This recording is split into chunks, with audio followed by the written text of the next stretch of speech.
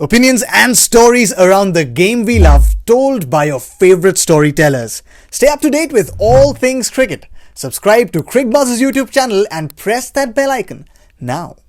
Ajay, am I correct to say this game was like Sholay? It was a blockbuster like Sholay. There was action, there was comedy, there was drama, there was revenge.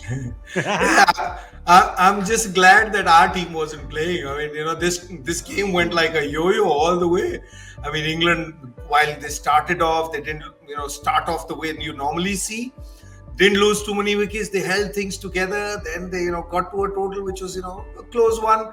Then New Zealand doesn't get off to a good start, and then you almost feel that New Zealand's out, and then comes Jamie Neesham, and then it turns it around. I'm glad that it wasn't, one of those teams that you follow from heart, or this is not your own country team, so it's easy on my heart. But it was a great game to watch, and it just shows you it's all about the mind.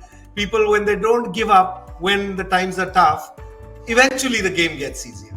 Yeah, well, Dinesh, I don't know if you watch Sholay, then is it like Eega or KGF? I don't know which one.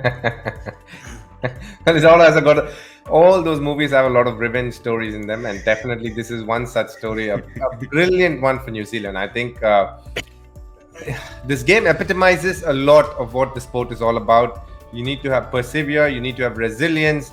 Mitchell wasn't obviously batting at his best right at the outset from overs 1 to about overs 15. He was trying hard, at times trying too hard, but not going his way. And then in comes Jimmy Neesham, hits a few, and then Mitchell feels his best and goes after and hits those last couple of sixes and a 4 to knock it off. What a great game of cricket. England, very valiant effort, a terrific semi-final to have, and it just goes to show the basics of how one of the set batters need to bat through. One calm head in the middle. Devon Conway took his time but hit his boundaries, kept fighting, and at the end Jimmy Neesham came and did what T20 specialists in the middle order do, a bit of what we were speaking about before the show.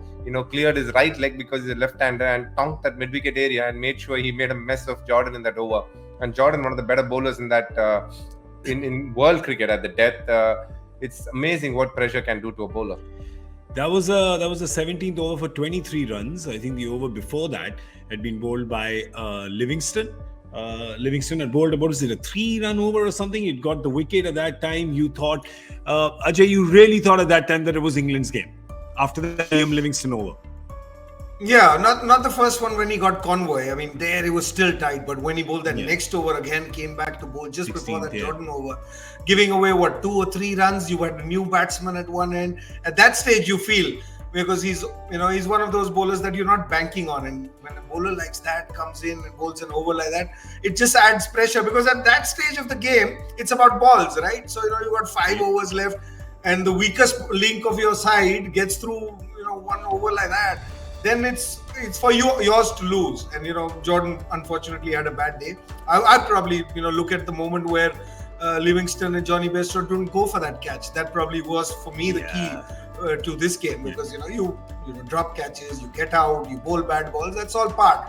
But when you see a team that's holding back, or waiting for the other guy to take charge, or you take a chance, or you take a chance, that's when you really get the picture of a game, that what the team's thinking. And I think that's when England probably started letting it go.